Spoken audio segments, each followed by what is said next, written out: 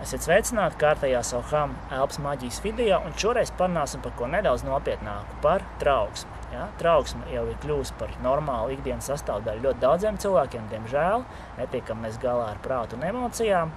Tad ko mēs varam šī gadījumā darīt ar elpu? Vai ir kāds elpas triks, ko mēs varam likt lietā? Ir tāda prakse, un prakse ir ļoti vienkārša. Ja?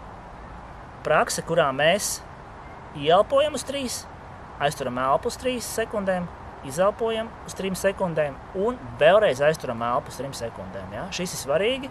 Šeit nav tikai viena aizture pēc ieelpas, šeit ir arī otra aizture, mazāk zināma aizture pēc izelpas. Ja? Tātad vienādā garumā ieelpa, aizture, izelpa, aizture.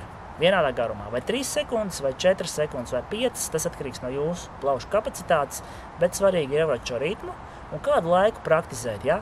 Jo jūs jau ziniet, izelpā ir spēks, bet vēl lielāks spēks ir elpas aizturē. Ja? Un šī gadījumā mums ir vesels 2 elpas aizturs. Ja? Kas notiek elpas aizturs brīdī? Zināmā mērā apstājās prāta darbība. Ja prāta darbība apstājās, tas nozīmē, ka ir emocija darbība apstājās, un trauksme ir viena liela nepatīkama emocija. Ja?